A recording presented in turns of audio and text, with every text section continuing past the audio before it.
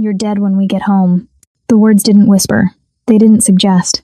They detonated across the Zenith's dining room, shattering the carefully curated atmosphere of clinking crystal and hushed business deals, making Madison Young's heart stop mid-beat as she sat frozen across from the man who promised he'd changed. The water glass had simply tipped. That was all. Madison's trembling hand reaching for her napkin, the condensation making her fingers slip. The glass tilting just enough to send a stream of water across the white tablecloth toward Gabriel Perry's designer suit. Such an innocent accident. Such an unforgivable crime in Gabriel's world. The fury that twisted Gabriel's clean-cut features wasn't new. Madison had seen it before. In their bedroom when she'd mentioned taking night classes. In the hallway when her sister had texted to check in. In the kitchen when she'd seasoned dinner wrong, but never in public. Never so loud and unrestrained. Never so absolutely terrifying. The couple at the window table glanced over, then immediately away, their faces painted with that practiced blend of shock and calculated indifference that screamed, "Not our business." The waiter pivoting toward the kitchen suddenly discovered urgent tasks elsewhere. The hostess became deeply absorbed in her reservation screen. Nobody was going to intervene. Nobody ever did. 2 years of this. 2 years of monitoring every gesture, questioning every choice, rehearsing every sentence before speaking. 2 years of watching her bright, hopeful life fade to sepia as Gabriel methodically amputated everyone and everything that reminded her she used to be whole. Her career ambitions dismissed as distractions from their relationship. Her friends suddenly branded as jealous or untrustworthy, or secretly trying to sabotage them. Her family too intrusive when they noticed the way she'd stopped wearing colors, stopped laughing, stopped being Madison. Madison's eyes fixed on the yellow fabric of her dress. The cheerful sunshine shade that had felt like armor when she'd put it on this morning now felt like a cruel joke. She'd chosen it deliberately, desperately, a silent rebellion that whispered, "I'm still here, I'm still bright, I'm still alive." But she wasn't. Not really. Not for a long time. She couldn't swallow past the fear crushing her windpipe, couldn't lift her gaze from the spreading water stain, couldn't think beyond the car ride home, the 40-minute drive where Gabriel's rage would have room to expand, where there would be no witnesses, no escape routes, no one to hear her scream. She'd seen that expression on Gabriel's face before. It meant there would be a reckoning. It meant pain in places her clothes would hide. It meant apologies she'd have to accept, promises she'd have to believe, another piece of herself she'd have to surrender to survive another week. I said, "Look at me when I'm talking to you," Gabriel continued, his voice dropping to that measured, controlled register that was somehow worse than the shouting. When he yelled, at least the danger was visible. When he went quiet like this, the threat became infinite. "You embarrass me in front of these people. You think there won't be consequences?" The words formed in Madison's throat. "It was an accident. I'm sorry. Please," but they dissolved before reaching her lips. Apologizing would only feed it. Silence might make it worse. There was no right answer. There never was. But someone was watching. Madison felt it before she saw it. A weight in the air, a shift in the room's energy.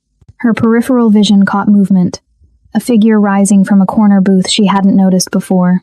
Not rushing, not dramatic, just standing. The man was all sharp angles and deliberate stillness. Dark hair slicked back. A suit that cost more than Madison's monthly rent. And crawling up from his collar, impossible to miss even in the dim lighting intricate tattoos that marked his neck like a battle map. His eyes weren't on Gabriel. They were on Madison. Dark, unblinking, assessing. And for the first time in 2 years, Madison felt something other than fear. She felt seen. Welcome to the channel. Before we find out if Madison survives the night, I want you to look at the man screaming in the thumbnail. On a scale of 1 to 10, how much does his expression terrify you? Rate it in the comments right now.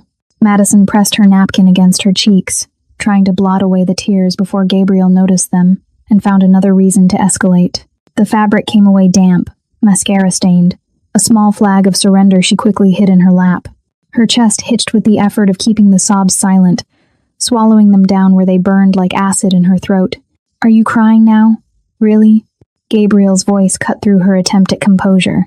"You spill water on me, ruin my meeting, and now you're the victim? That's perfect. That's just perfect, Madison."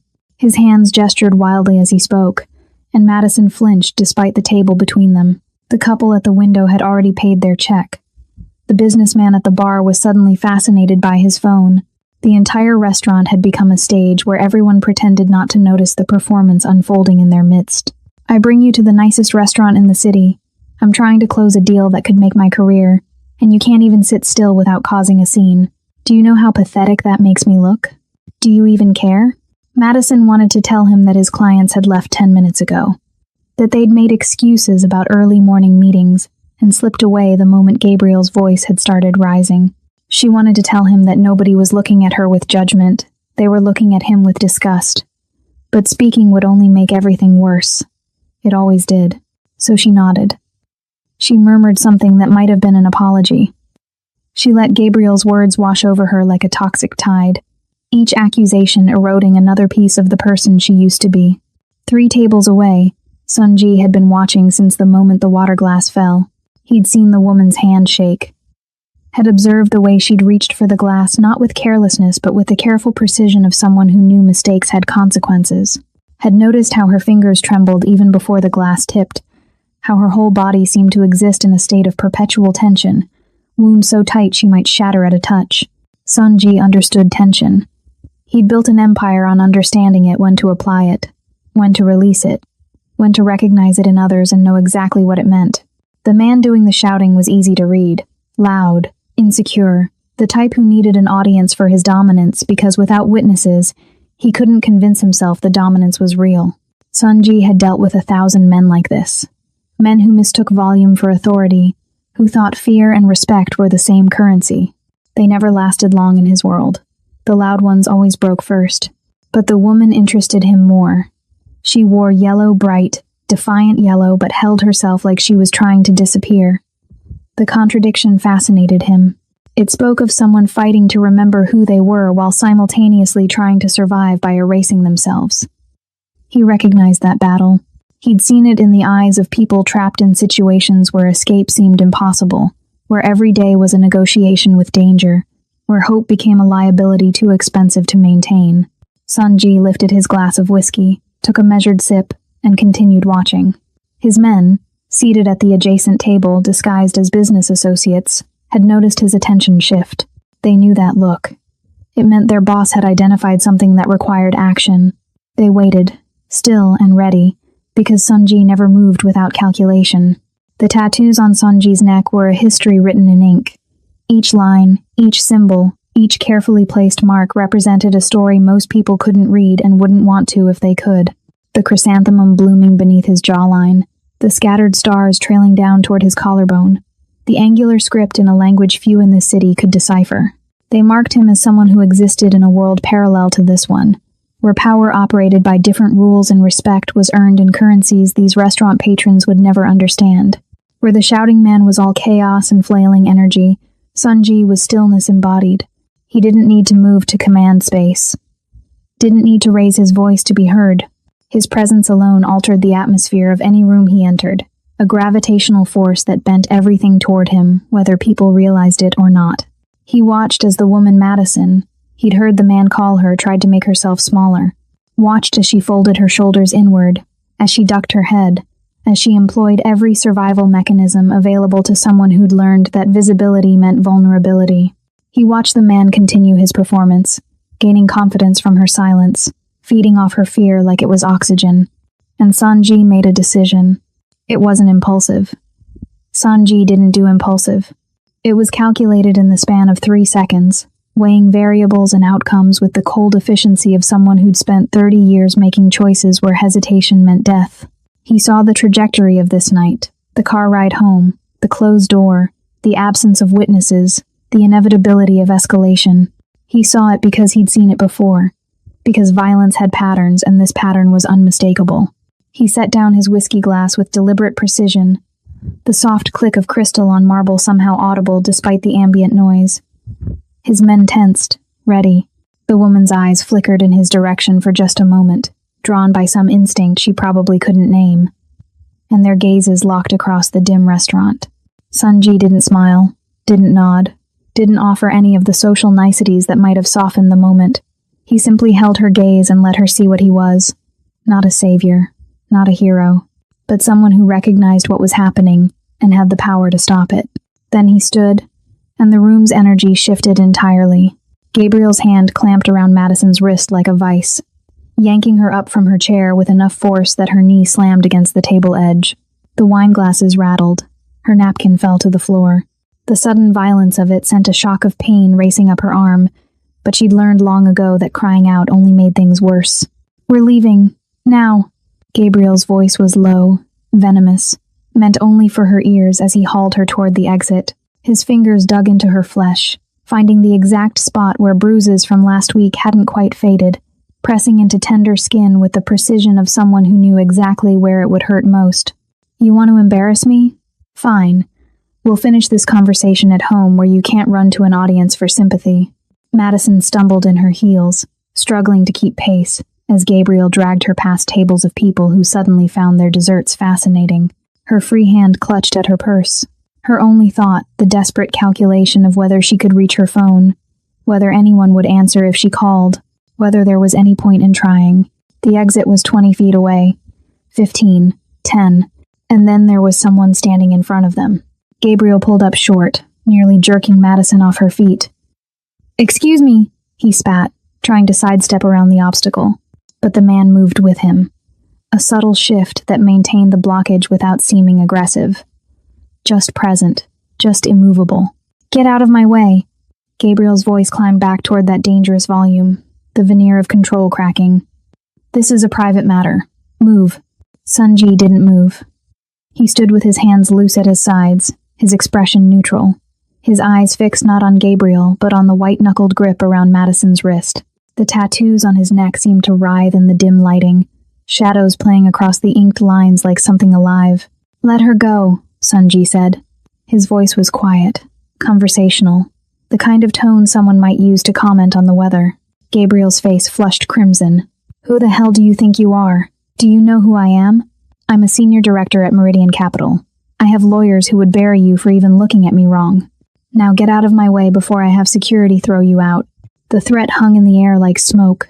Somewhere in the background, the restaurant manager had appeared, hovering nervously near the host stand, clearly torn between intervening and staying as far away from this situation as possible.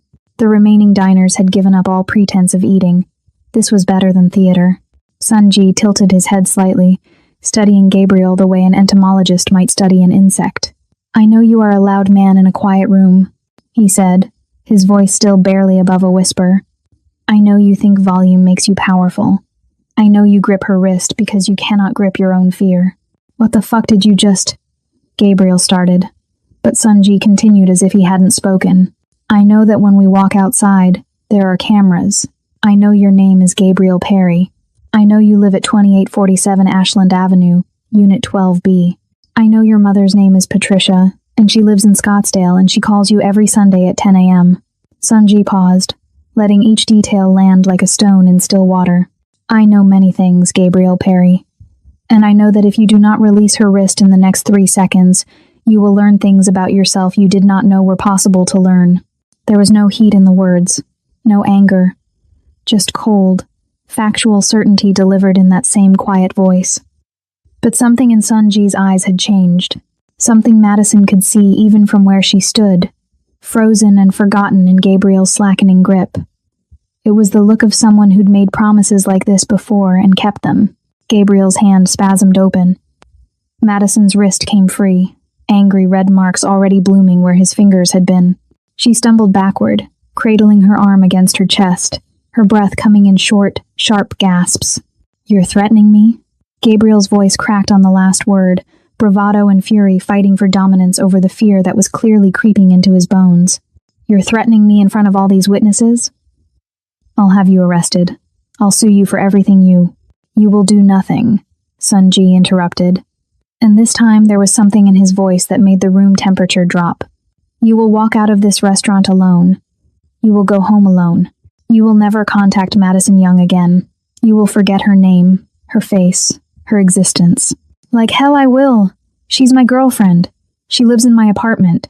She is not your anything." Sunji took one step forward, just one, but it was enough to make Gabriel take 2 steps back. She is a person you have hurt for the last time. Do you understand me, Gabriel Perry? The last time. Gabriel's mouth opened and closed like a fish drowning in air.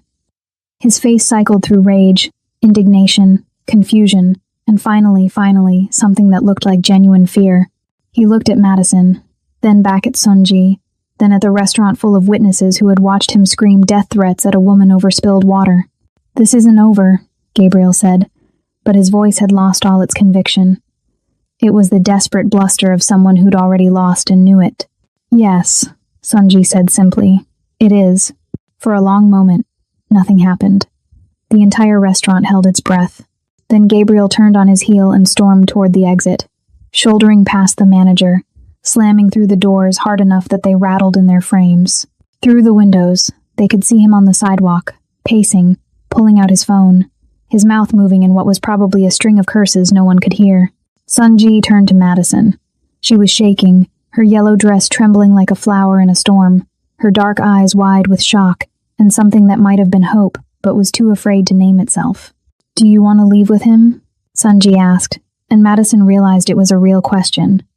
He would let her go, would let her walk back into that nightmare if she chose it. He was offering her something no one had offered in 2 years.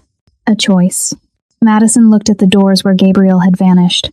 Then she looked at the man with the neck tattoos and the quiet voice and the power to make her abuser flee with nothing but words. "No," she whispered, then louder, stronger. "No, I don't." Sunji nodded once. "Then you won't. Gabriel thinks because he bought dinner, he owns Madison. If you hate men who treat women like property, hit that like button right now. Let's show Gabriel he's outnumbered." The moment Madison spoke the word no, the restaurant's atmosphere shifted like a pressure change before a storm. Sunji made a gesture so subtle Madison almost missed it. Just 2 fingers lifted slightly from where his hand rested at his side. But the response was immediate. 3 men materialized from different corners of the dining room. Not rushed, not aggressive. They simply stood from their tables, adjusted their suit jackets, and moved with the synchronized precision of people who'd worked together for years. One positioned himself near the exit doors. Another took a spot by the host stand. The third moved to the window, his body angled toward the street where Gabriel was still visible, pacing and shouting into his phone. They didn't draw weapons, didn't crack knuckles or issue threats. They just existed in strategic positions, creating a human barrier between Madison and the doors, between her and Gabriel, between her past and whatever came next. Their faces were blank, professional, the kind of neutral expression that suggested they'd done this before and would do it again without a second thought.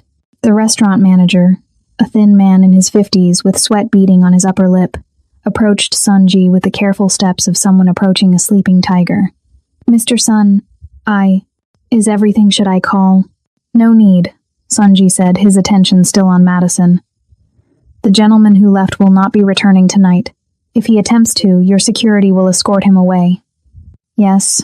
It wasn't really a question. The manager nodded so vigorously his glasses slipped down his nose. "Of course. Absolutely. Whatever you need, Mr. Sun." Madison watched this exchange with a strange sense of disconnection, like she was floating somewhere above her own body, observing events happening to someone else. The yellow dress that had felt like armor this morning now felt like evidence, too bright, too visible, marking her as the center of a scene she desperately wished would end. Her wrist throbbed where Gabriel had grabbed her. Her legs felt unsteady, adrenaline and fear warring with a cautious, fragile relief she didn't quite trust yet. Through the window, she could see Gabriel still on his phone, gesturing wildly. He looked up at the restaurant, seemed to notice the men positioned at various points, and his expression transformed into something ugly and desperate. He took a step toward the entrance. The man stationed by the door didn't move, didn't even look at Gabriel, just stood there, immovable as a wall, and somehow that was enough. Gabriel stopped. He pointed at the restaurant, shouted something inaudible through the glass, then turned and stormed down the sidewalk, his phone pressed to his ear, probably calling his lawyer or his brother or someone he thought could fix this situation through connections and threats. "Can you walk?"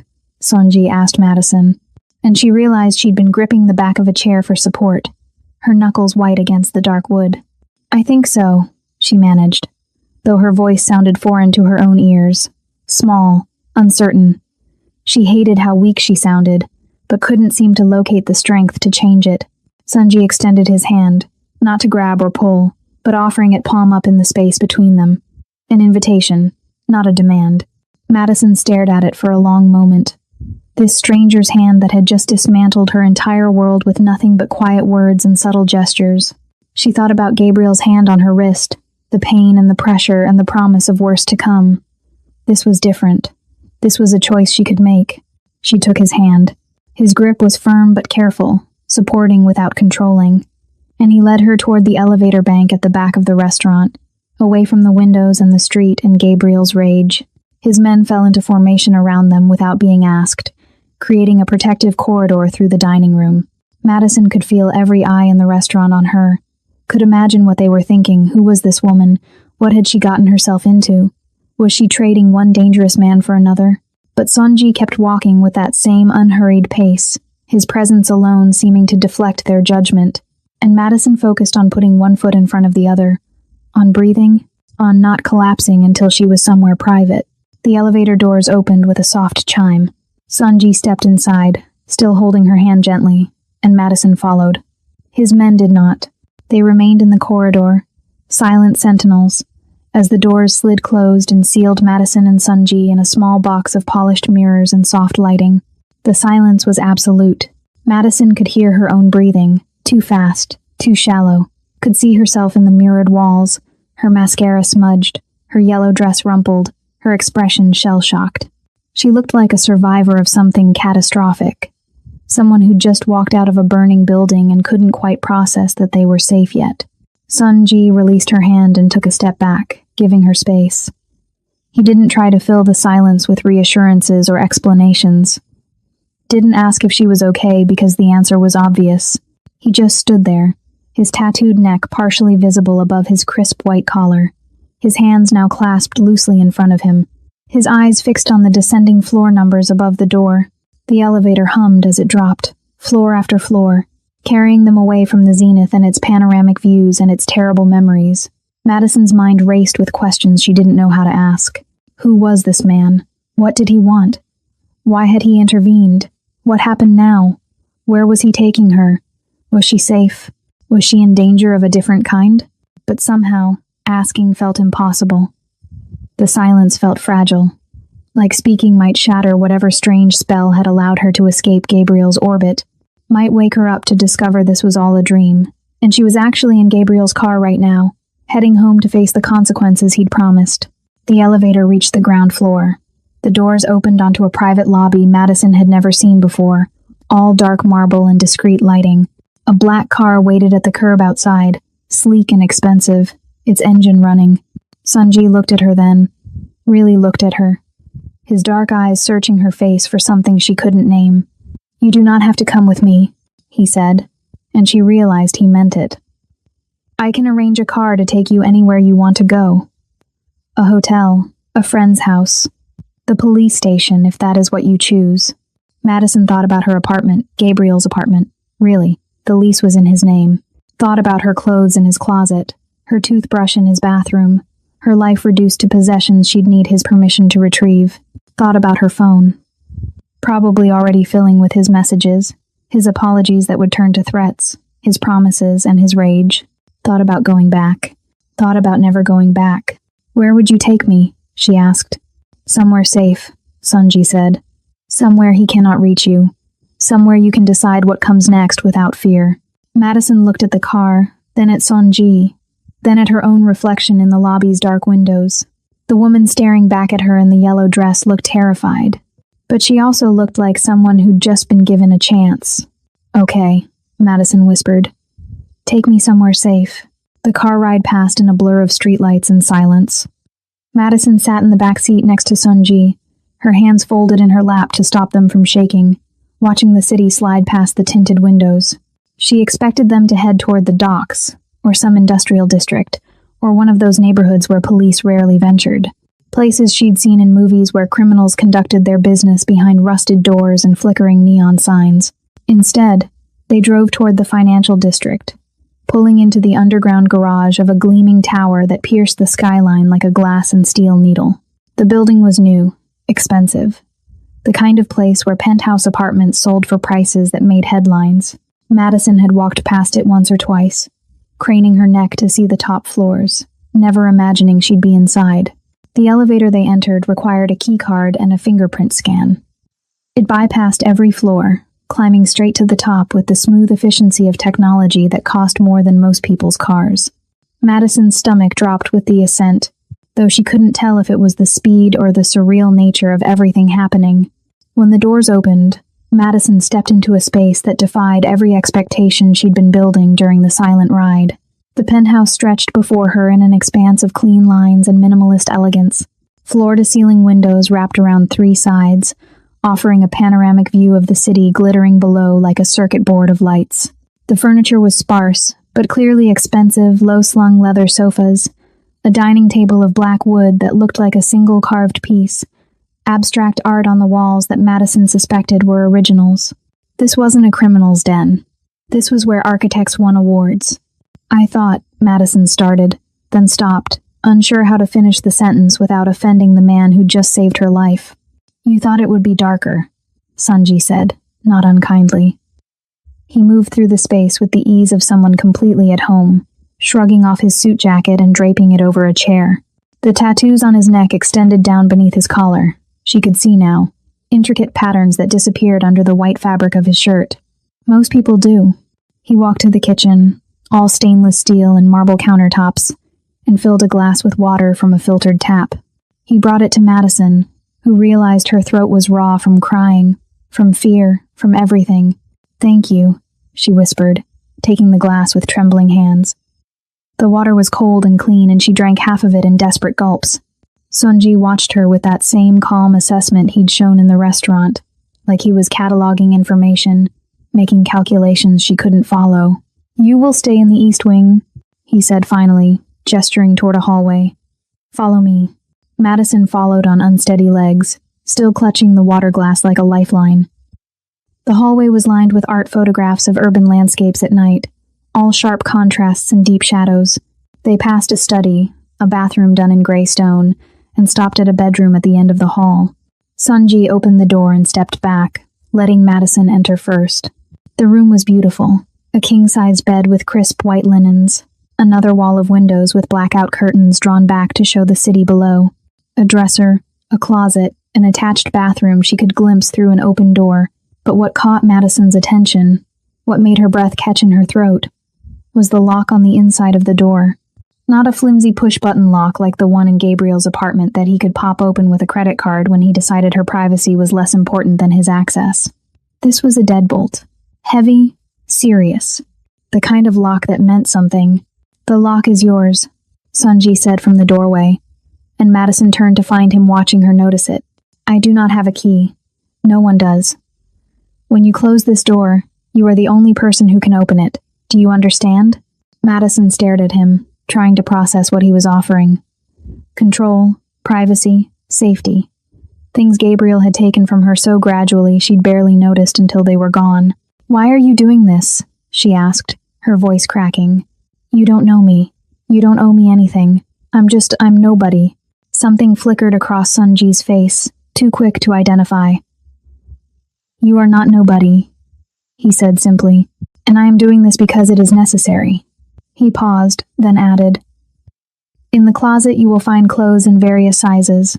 In the bathroom, toiletries. If you need anything else, there is a phone on the nightstand. Press 1 and it will reach me. Press 2 for the kitchen if you are hungry.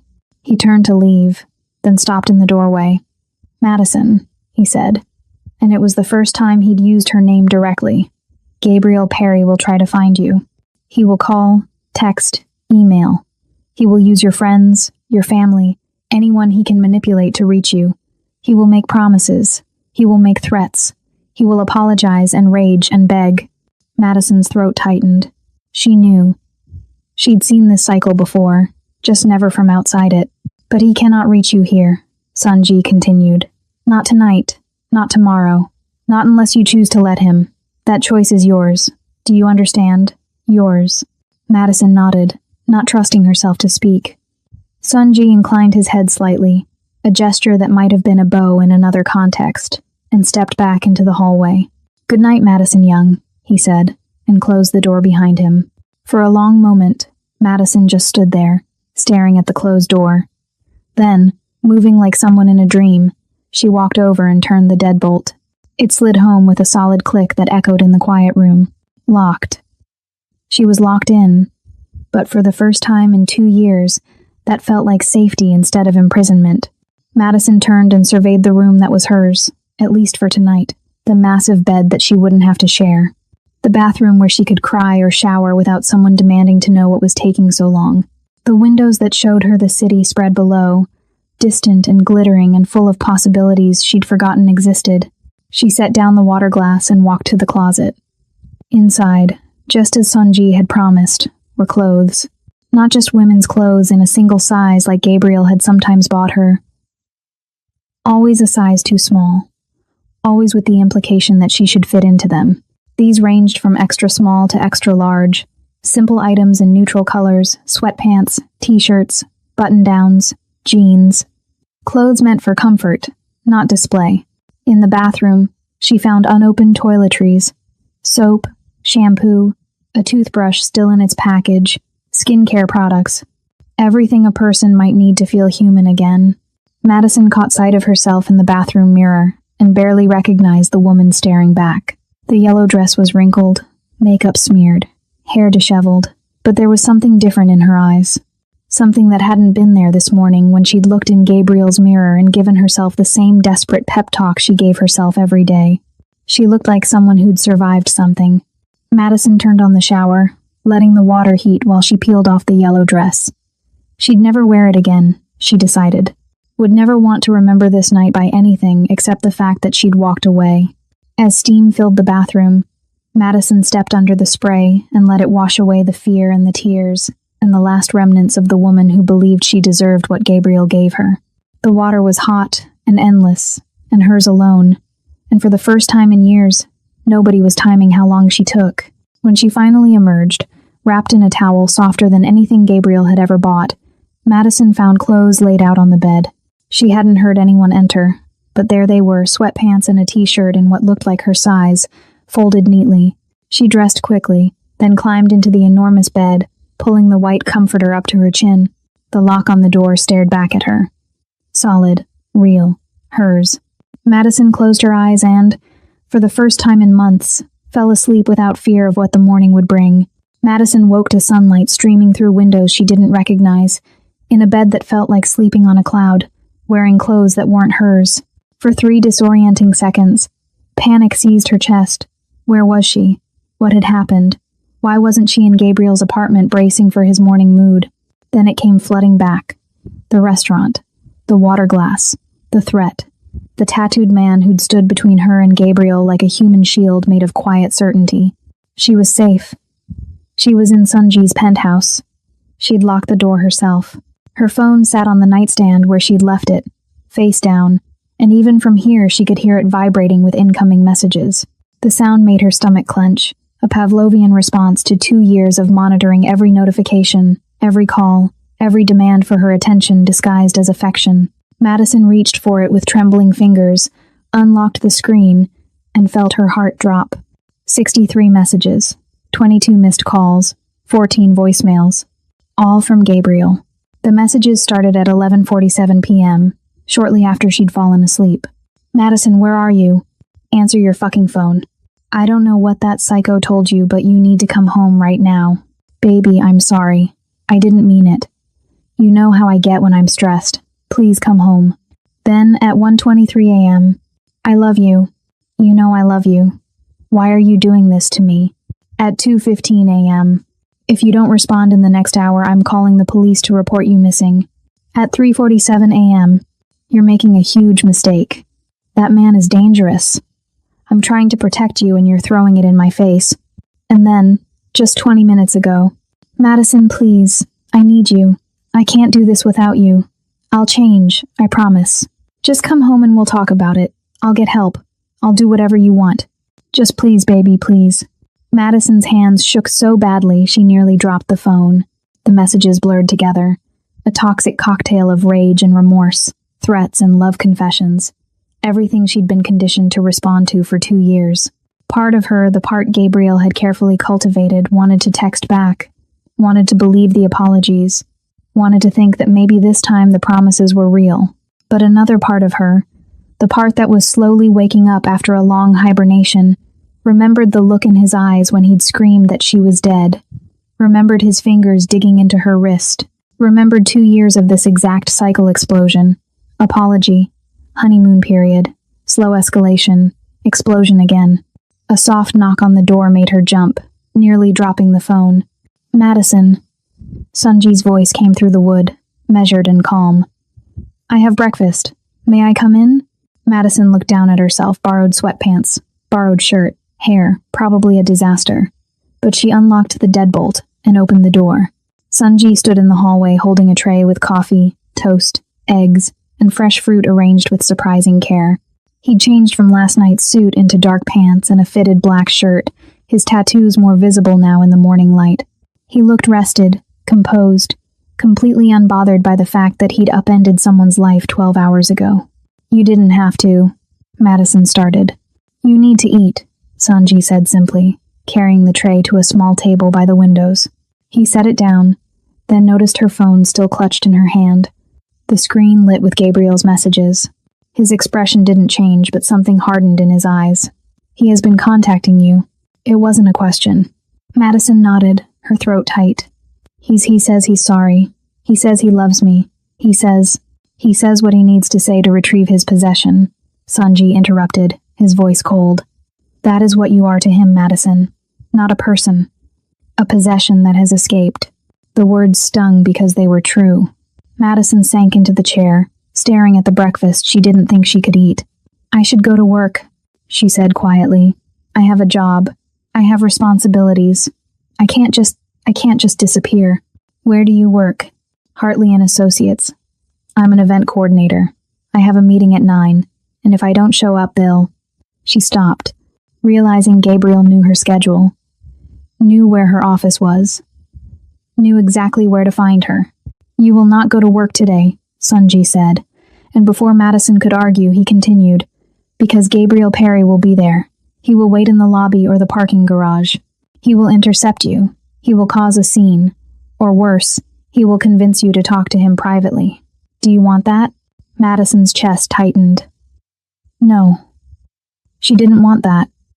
The thought of seeing Gabriel in person, of facing his rage or his tears or his manipulation, made her feel physically ill.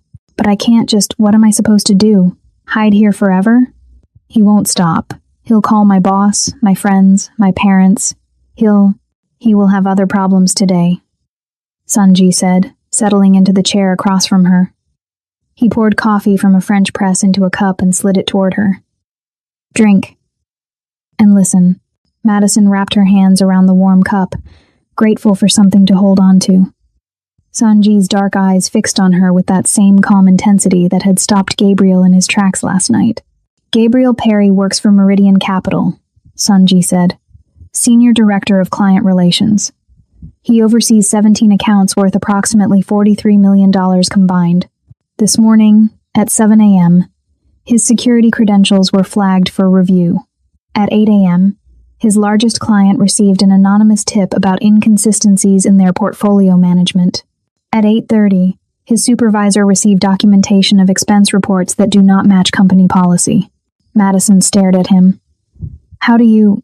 "By 9 a.m., when you would be arriving at your office, Gabriel Perry will be in his own office being questioned by internal audit. By noon, he will be suspended pending investigation. He will not have time to wait for you in parking garages." The coffee cup trembled in Madison's hands. "You did all that in one night?" "I made 3 phone calls," Sanji said simply. "I did not fabricate anything. The inconsistencies are real. Gabriel Perry has been sloppy with company money because he believed his position made him untouchable. I simply ensured the right people noticed." Madison didn't know what to say, didn't know how to process the fact that this man had dismantled Gabriel's professional life with 3 phone calls while she'd slept in his guest room. "He'll know it was you," she whispered. "He'll know you're coming after him." "Yes," Sanji agreed. "He will. And that knowledge will terrify him far more than any direct confrontation. Let him spend today wondering what else I know, what else I can do. Let him understand that every threat he makes against you will cost him something he values. Madison's phone buzzed again. Another message from Gabriel. She looked down at the screen, at the words, "I love you, I need you, please," and felt something crack in her chest. "He doesn't love me," she said softly. "He never did he?" Sunji didn't answer immediately. When he spoke, his voice was gentler than she'd heard it yet. Love does not threaten. Love does not harm. Love does not trap. Whatever Gabriel Perry feels for you, it is not love. Gabriel is now texting her that he loves her, just hours after threatening her life. Be honest in the comments. Would you have blocked him, or would you be tempted to believe the apology? Type block or forgive. Gabriel Perry's morning began falling apart the moment he tried to badge into the Meridian Capitol building at 8:47 a.m. He'd spent the night alternating between rage texting Madison and drinking bourbon straight from the bottle, convinced that by morning she'd come crawling back with apologies. She always did. The pattern was established, reliable as gravity. The card reader beeped red. Access denied. Gabriel frowned, swiped again. Same result. A third time, pressing the card harder against the reader as if force would override the system. Nothing. Mr. Perry? The security guard, Jerome, approached with the uncomfortable expression of someone delivering bad news. I'm going to need you to step aside and speak with building security. What? Jerome, it's me. My badge is just the magnetic strip probably got demagnetized. Just let me through and I'll get a replacement from HR.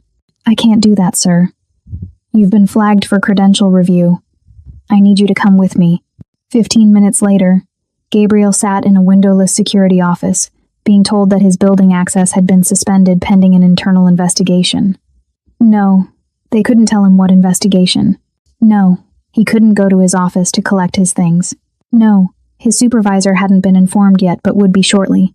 This is insane, Gabriel said, his voice climbing toward that dangerous register Madison would have recognized. I'm a senior director. I have client meetings today. I have a presentation to the board next week. You can't just lock me out like some... We can, and we are, Mr. Perry, the security manager said, her tone suggesting she'd dealt with entitled executives before and was unimpressed. You'll need to leave the building. Human resources will contact you. Gabriel stormed out, his mind racing. This was a mistake. Had to be. Some bureaucratic glitch or confused identity. He'd call his supervisor, clear this up, be back at his desk by lunch. He pulled out his phone and dialed Richard Thornton, his direct supervisor and the man who'd promoted him to senior director 18 months ago. The call went to voicemail. Gabriel tried again. Voicemail. A third time. And finally Thornton picked up.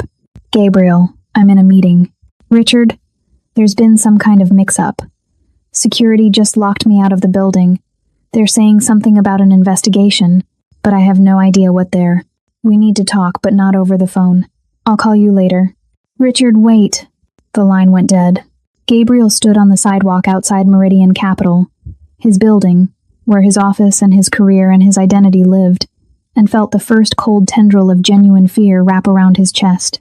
12 blocks away, in a penthouse office that overlooked the financial district like a god surveying his kingdom, Sunji sat at a minimalist desk reviewing documents on 3 monitors. His morning had been productive, methodical, satisfying in the way that precision work always was. The first call had been to a contact in building security, someone who owed Sunji a favor from 3 years ago when Sunji had made a problem disappear. The kind of problem that involved compromising photographs and a very married building manager. That favor had been called in at 6:30 a.m. with a simple request. Flag Gabriel Perry's credentials for review, effective immediately. The second call had been more complex. Sunji had spent 90 minutes the night before reviewing Gabriel Perry's professional history, and what he'd found was exactly what he'd expected. Men like Gabriel were sloppy because arrogance made them feel invincible. They cut corners, bent rules, assumed their charisma would smooth over any inconsistencies. Gabriel had been charging personal expenses to corporate accounts for 18 months. Nothing egregious enough to trigger automatic flags, dinners that could plausibly be client meetings, car services that might be business travel, hotel rooms that could be justified as work trips. But when aggregated and cross-referenced with actual client schedules and meeting notes, A pattern emerged. Gabriel Perry had been stealing, in small increments, for long enough that the total approached 6 figures. Sun Ji had compiled this information into a detailed report, complete with receipts, credit card statements, and calendar discrepancies. Then he'd sent it anonymously to Meridian Capital's internal audit department and copied the compliance officer. The third call had been the most delicate. Nathaniel Cross was Gabriel's largest client, a portfolio worth $23 million in managed assets. Cross was also someone Sun Ji had done business with, legitimate business, a real estate deal that had made Cross a considerable profit. They weren't friends, but Cross respected Sun Ji's judgment. "Nathaniel," Sun Ji had said over his morning coffee, his voice carrying just the right note of concern. "I hesitate to bring this to you, but I believe your interests may not be as protected as you think at Meridian." Sun Ji didn't make accusations. He didn't need to. He simply raised questions. Had Nathaniel noticed that his account's performance lagged behind comparable portfolios? Had he reviewed the fee structure recently? Had anyone explained why certain assets had been moved multiple times in the past quarter, each move generating transaction fees? "I'm not suggesting malfeasance," Sun Ji had said smoothly. "Simply that perhaps a detailed review of your account management might be prudent." By 9:15 a.m., Nathaniel Cross had called Meridian Capital demanding a full audit of his portfolio and threatening to pull his assets if he didn't like what he found. Now Sun Ji watched his monitors as emails flew through Meridian Capital's executive servers. He didn't hack systems himself, but he employed people who did, and watching Gabriel Perry's professional world collapse in real time was worth the expense. The audit department had already flagged 16 suspicious transactions. HR had scheduled an emergency meeting. Cross's threat to leave was being escalated to the managing partners. Gabriel Perry's phone was probably exploding with messages he couldn't answer because he was locked out of the building, unable to access his files, unable to defend himself, unable to do anything but watch his carefully constructed corporate identity crumble like sand. Sun Ji allowed himself a small smile. This was what he excelled at, identifying weak points and applying pressure with surgical precision. Gabriel had built his sense of self on his job title, his income, his status. Strip those away and what remained? A loud man in a room that was suddenly very, very quiet. One of Sun Ji's phones buzzed. A text from his contact in Meridian's HR department. Suspension effective immediately. Pending investigation. He's losing his mind. Sun Ji typed back. "Keep me informed." Another monitor showed social media, where Gabriel had just posted a rambling status about wrongful termination and corporate conspiracies. Sun Ji made a note to have that documented. Men like Gabriel always incriminated themselves when they panicked. They couldn't help it. The door to his office opened and one of his men entered, the same one who'd positioned himself by the restaurant door last night. "Boss." Perry tried to go back to his apartment. "He's locked out. Landlord says his rent check bounced." Sun Ji raised an eyebrow. "I didn't touch his bank accounts." "No, sir. But his credit card company flagged unusual activity, all those charges from last night when he was drunk texting. They froze his accounts pending fraud review. His automatic rent payment didn't go through." Sun Ji almost laughed. Sometimes destruction didn't require manipulation. Sometimes men like Gabriel destroyed themselves and you just had to clear the path. "Make sure the landlord knows about the investigation at Meridian," Sun Ji said. "Professional courtesy. He deserves to know his tenant might have legal problems." The man nodded and left. Sun Ji returned to his monitors, to the cascade of consequences spreading through Gabriel Perry's life like cracks through ice. By this afternoon, Gabriel would be unemployed or suspended. By tomorrow, possibly evicted. By next week, his professional reputation would be toxic. And through it all, Gabriel would know exactly who was responsible. Would understand that the man with the tattooed neck and the quiet voice had meant every word he'd said in that restaurant. Would learn that threats had consequences. Would realize that Madison Young was no longer within his reach, and trying to reach her would only make things worse. Sun Ji's phone lit up with a message from Madison. "Thank you. I don't know what else to say except thank you." He typed back simply, "You are safe. That is enough." Then he returned to his work, to the careful demolition of a man who'd thought volume made him powerful. By the time Sun Ji was finished, Gabriel Perry would understand the difference between noise and force, between intimidation and actual power, between hurting someone weaker and facing someone who hit back. The lesson would be thorough. Sunji always was. The first week, Madison mostly slept. Her body seemed to understand before her mind did that she was safe, and it demanded payment for 2 years of hypervigilance. She'd wake at noon, disoriented, panicking that she'd missed some obligation or broken some unspoken rule, before remembering where she was. Sunji never commented on her schedule. He simply ensured there was food when she emerged. A quiet presence that asked nothing of her except that she heal. The second week, she started exploring the penthouse. Sunji was gone most days, conducting whatever business a man like him conducted, and Madison found herself alone in a space that felt more like a museum than a home. She discovered a library with floor-to-ceiling shelves, books in multiple languages ranging from philosophy to architecture to poetry. She found a kitchen stocked with ingredients she didn't recognize and wouldn't know how to use. She spent hours at the windows, watching the city move below her like a living organism, feeling separate from it in a way that was liberating rather than lonely. By the third week, Madison realized she hadn't worn yellow since that night, hadn't worn any of the bright colors Gabriel had insisted, made her look approachable, feminine, soft.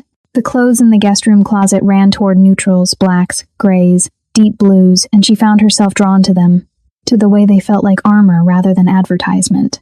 She wore dark jeans and a charcoal sweater, and when she caught her reflection in the bathroom mirror, she looked like someone different, someone harder, someone who might survive.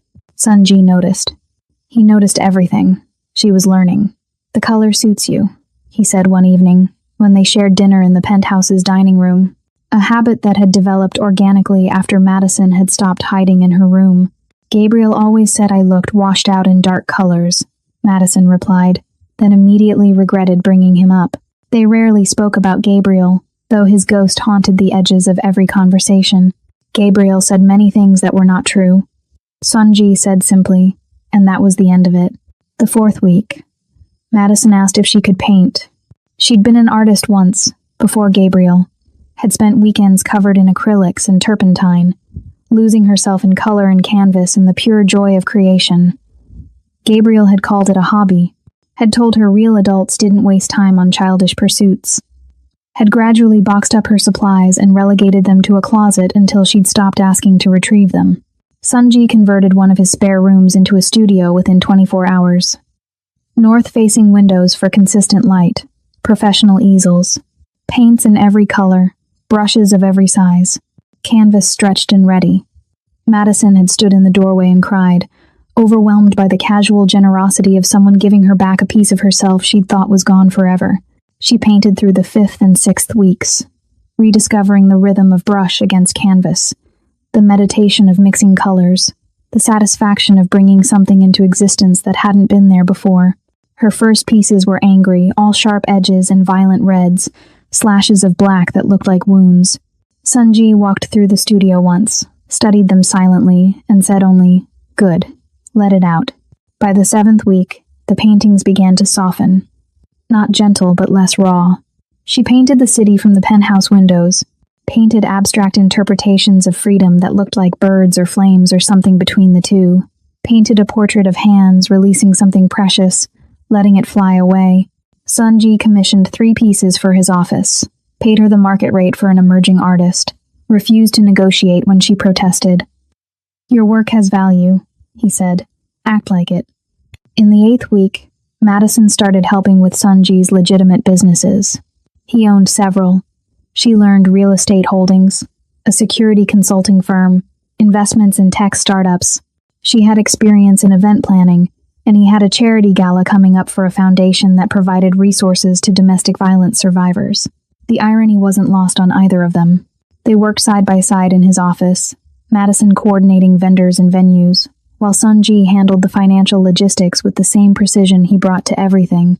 She learned that he was patient when explaining things, never condescending when she asked questions, comfortable with silence when words weren't necessary.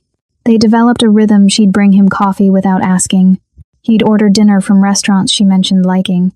They'd work late into the evening with nothing but the sound of keyboards in the city humming below. Their conversations deepened. Madison told him about her childhood, about parents who'd loved her but hadn't known how to help when Gabriel isolated her from them. About dreams she'd abandoned because Gabriel had mocked them. About the slow erosion of self that happened so gradually she hadn't noticed until she'd almost disappeared completely. Sunji rarely spoke about his past, but pieces emerged in fragments. A childhood in Seoul before his family immigrated. A father who'd taught him that power without control was just chaos. Years building an organization from nothing, learning that respect meant more than fear, that the quietest voice in the room was often the most dangerous. He told her about the tattoos on his neck, each one earned, each one representing a promise kept or a debt settled, a history written on skin because some things shouldn't be forgotten. "Do you regret it?" Madison asked one night, wine making her brave enough to ask the question that had been circling her mind for weeks. "The life you chose, the things you've done." Sunji considered this, swirling whiskey in his glass as he looked out at the city lights. "I regret nothing I have done to protect people who could not protect themselves," he said finally. "I regret some things I have done for profit or pride, but the line between the two is clearer than people think. And which category do I fall into?"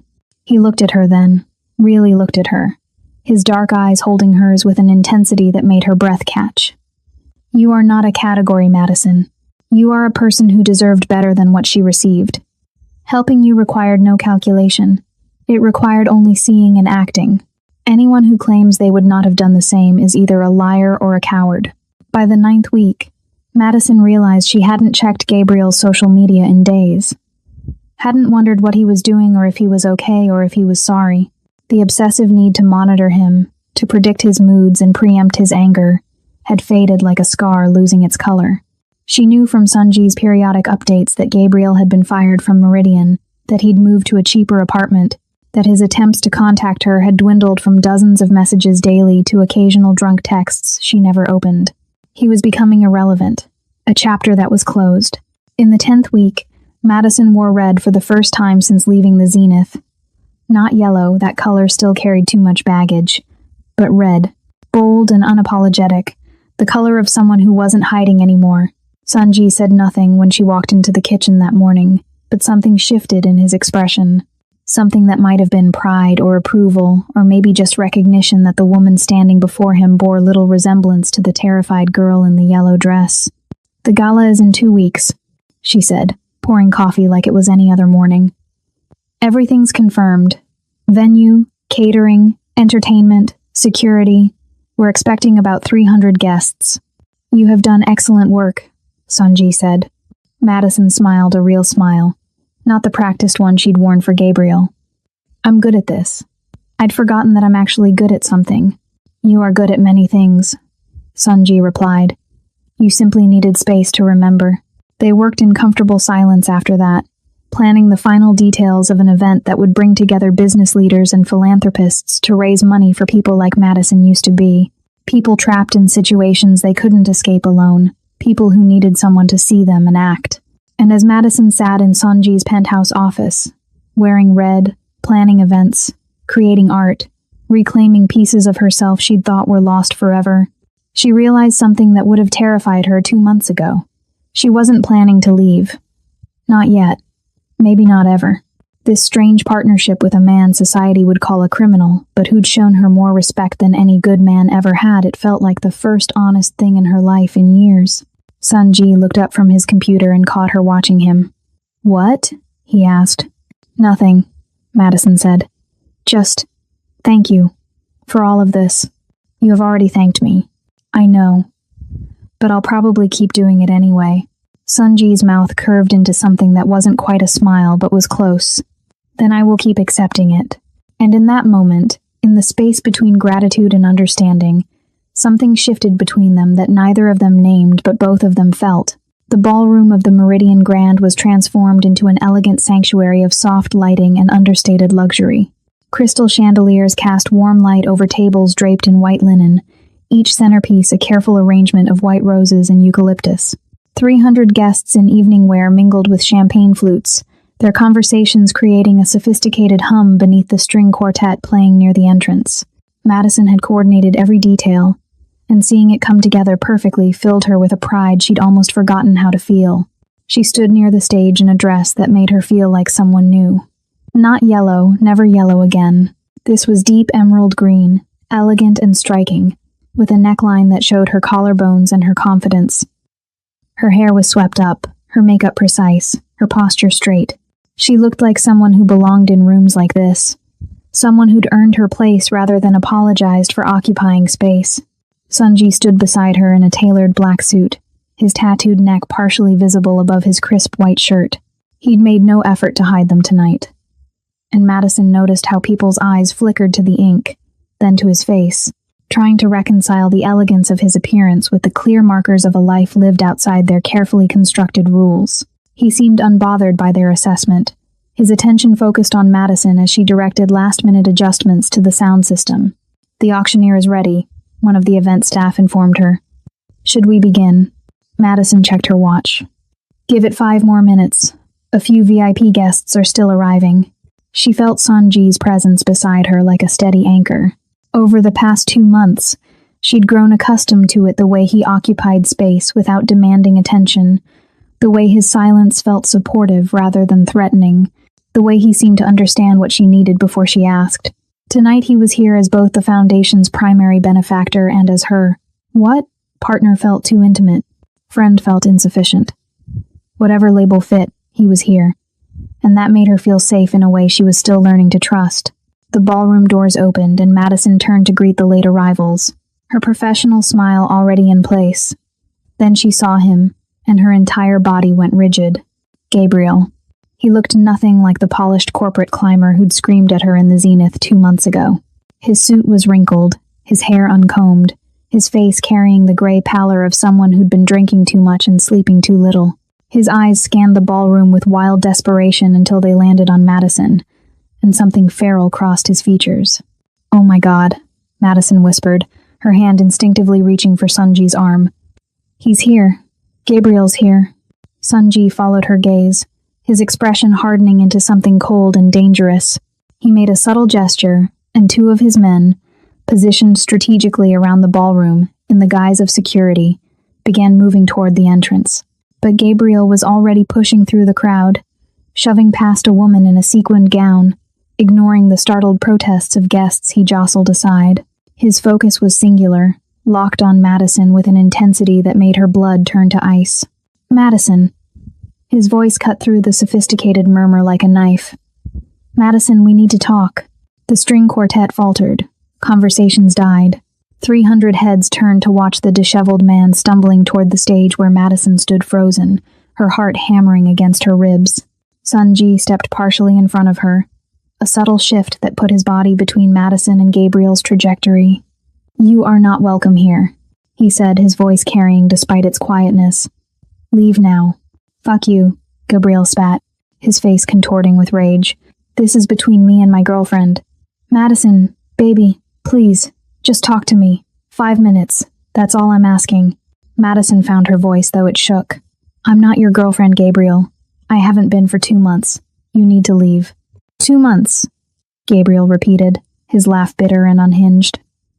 2 months you've been hiding here with this criminal, and you think that changes anything? You think you can just walk away from 2 years because some tattooed thug gave you a place to crash? He was closer now, close enough that Madison could smell the alcohol on his breath, could see the red vessels in his eyes, could recognize the particular brand of desperation that came from a man whose entire world had collapsed and needed someone to blame. "I lost everything because of you," Gabriel continued, his voice rising to that familiar pitch that used to make her flinch. "My job, my apartment, my reputation, all because you couldn't handle a little argument, all because you ran to him and let him destroy my life." "You destroyed your own life," Sunji said, his tone factual rather than accusatory. Madison simply stopped being part of it. Gabriel's face went purple. "I wasn't talking to you. You fucking..." He lunged forward, trying to push past Sunji to reach Madison, and several things happened simultaneously. Sunji caught Gabriel's wrist with casual efficiency, stopping his momentum without apparent effort. The 2 security personnel reached them, flanking Gabriel on either side, and Madison, instead of shrinking back, stepped forward to stand beside Sunji. "Don't touch him," she said, her voice stronger now. "Gabriel, look at me." Gabriel's wild eyes fixed on her, and she saw everything she'd once mistaken for love revealed as its true form: possession, control, the desperate grasping of someone who defined himself by what he could dominate. "You don't get to do this," Madison said. "You don't get to show up at my event, at a charity gala for domestic violence survivors, and scream at me like you own me. You don't own me. You never did." "I love you," Gabriel said, and his voice cracked on the words. "Madison, I love you. Everything I did because I love you. You're mine. You'll always be mine." "No," Madison said simply. "I'm not." Gabriel's face twisted and he lunged again, breaking free from Sanji's grip with the strength of pure desperation. "You're coming home with me right now. You hear me? Right now. You think you can—" His hand shot out to grab her arm, to reclaim the physical control he'd once wielded so effectively, and Madison didn't flinch, didn't step back, didn't cower.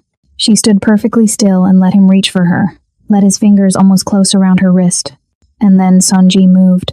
It wasn't violent, wasn't dramatic. Sanji simply intercepted Gabriel's hand mid-air, his grip iron but controlled, and leaned in close enough that only Gabriel could hear what he said next.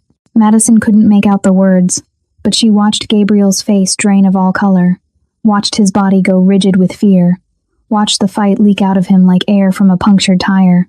When Sanji released him, Gabriel stumbled backward, his bravado completely shattered. "You can't. This isn't Madison, please. Escort Mr. Perry from the building," Sanji said to his security team, his voice carrying the absolute authority of someone whose orders were never questioned. "Ensure he understands he is not to return, ever, to any property I own, any event Madison coordinates, any space she occupies. Make it very clear." The security team took Gabriel by each arm, not roughly but firmly, and began walking him toward the exit. Gabriel twisted back, trying to catch Madison's eyes one last time. "This isn't over. Madison, you can't do this to me. I'll... The ballroom doors closed behind him, cutting off whatever threat he'd been about to make. For a long moment, the 300 guests stood in stunned silence, processing the scene they'd just witnessed.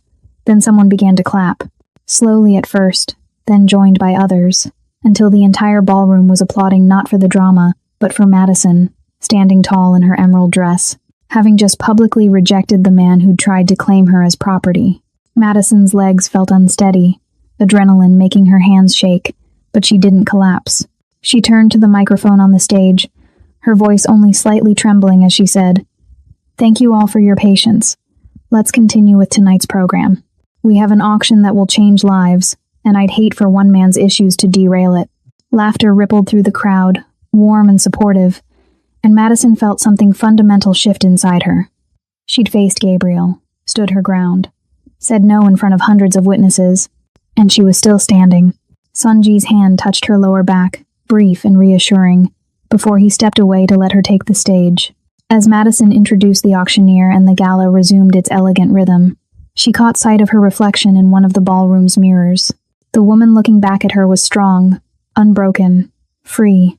The gala ended at midnight with over $500,000 raised for the foundation. Madison stood near the emptying ballroom, accepting congratulations from departing guests who praised both the event's execution and her composure during what they delicately referred to as that unfortunate interruption.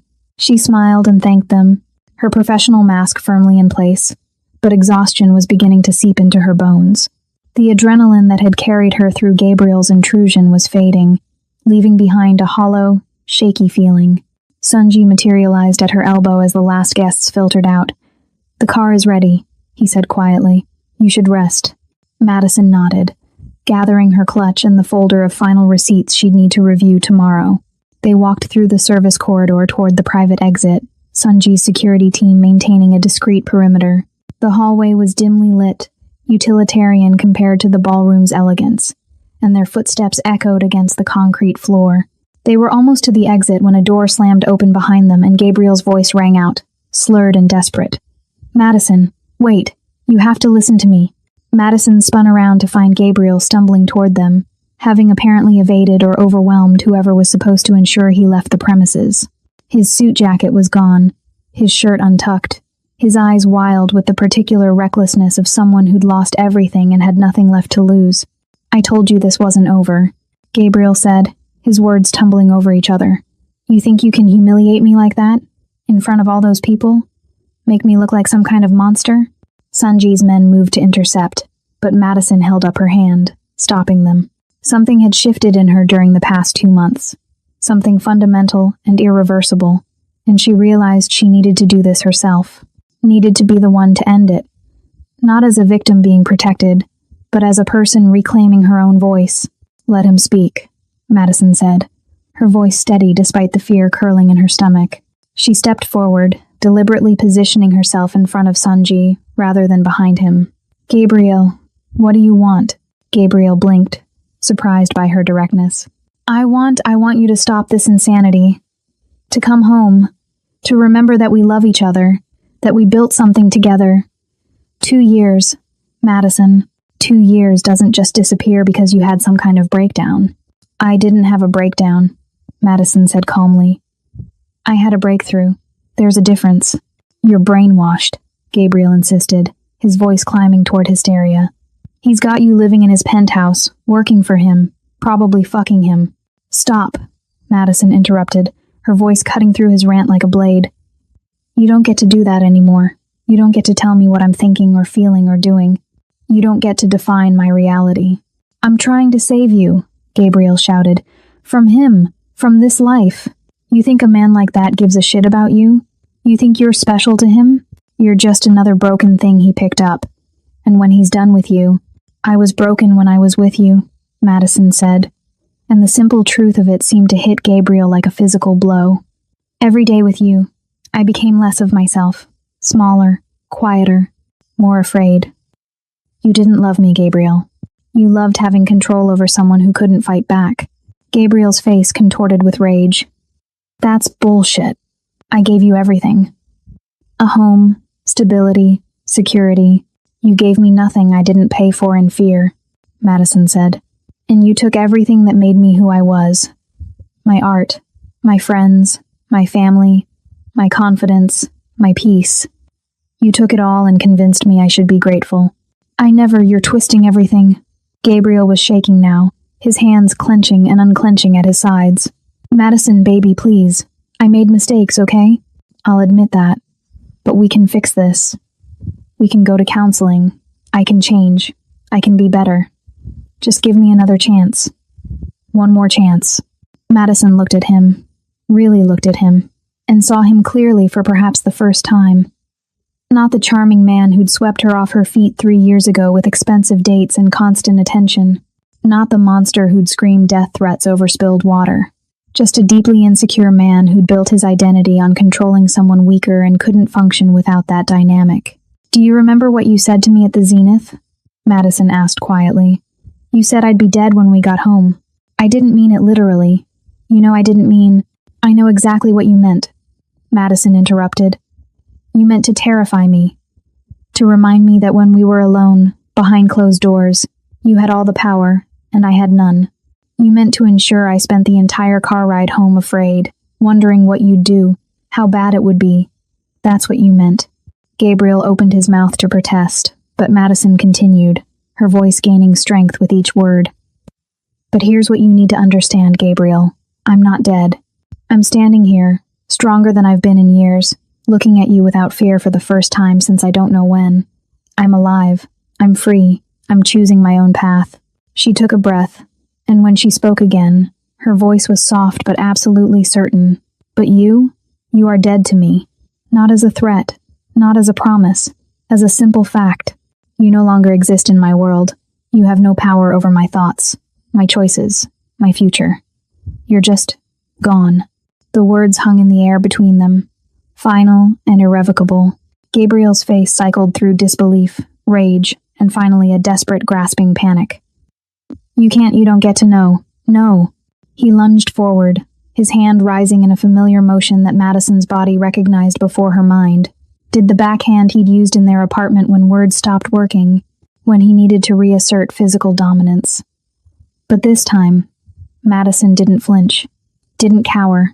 She simply stood still and watched as Sanji's hand intercepted Gabriel's wrist mid-swing, stopping the blow with effortless precision. Sanji pulled Gabriel close enough that their faces were inches apart, and when he spoke, His voice was barely above a whisper, but carried the weight of absolute certainty. If you ever attempt to contact her again, to find her, to speak her name, I will ensure you understand the full measure of your mistake. This is not a threat. This is a promise. Do you understand me? Whatever Gabriel saw in Sunji's eyes in that moment drained the last of his resistance.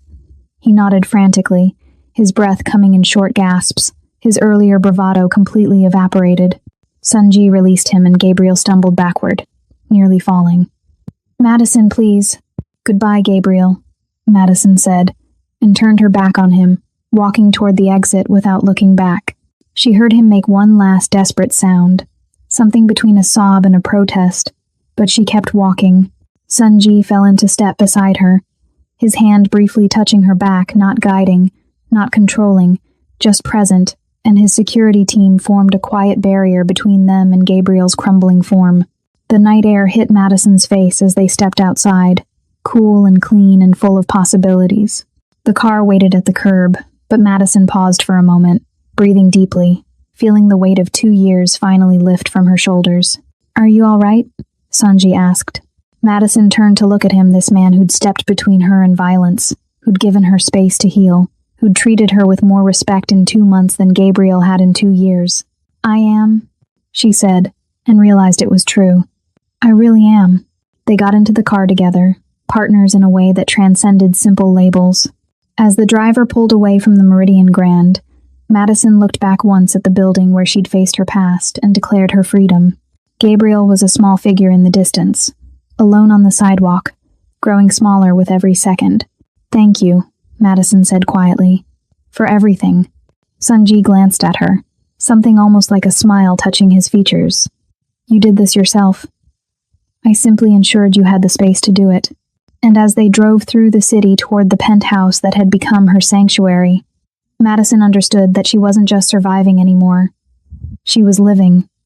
She was free, and whatever came next, she would face it on her own terms.